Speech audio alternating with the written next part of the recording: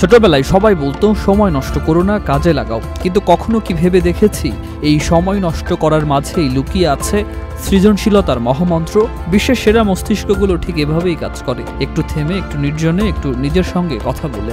বিল গেটসের কথা মনে আছে, বছরে দুবার তিনি গুটিয়ে নিতেন এক নির্জন কেবিনে শুধু বই আর চিন্তা নিয়ে। সেখানে জন্ম নিয়েছিল মাইক্রোসফটের যুগান্তকারী আইডিয়া। লিওনার্দো দা ভিঞ্চি ঘন্টার পর ঘন্টা তাকিয়ে থাকতেন তার আঁকা ছবির দিকে, একটি মাত্র তুলির টানে পরিবর্তন করতেন ইতিহাস।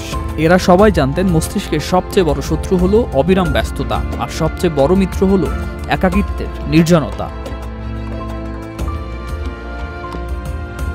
নিউরোসায়েন্স বলছে সৃজনশীলতার জন্য আইকিউ নয়, প্রয়োজন মস্তিষ্ককে ফাঁকা জায়গা দেয়া। যখন আপনি একা থাকেন, মস্তিষ্কের নিউরনগুলো নতুন সংযোগ তৈরি করে, ভাঙাচোরা ধারণাগুলো জোড়া লাগে। যেমন ঘুরতে যাওয়া, বান্ডেল থাকলে প্রতি সেনমানিতে টাকা বাঁচবে।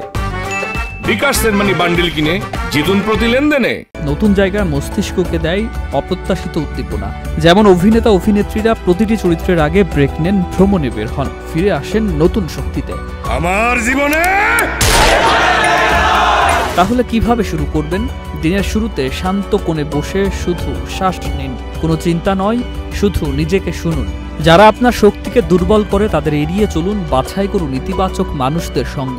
নিজের ভাবনাগুলো কাগজে লিখে ফেলুন, আগামীর পথচিত্র স্পষ্ট হবে।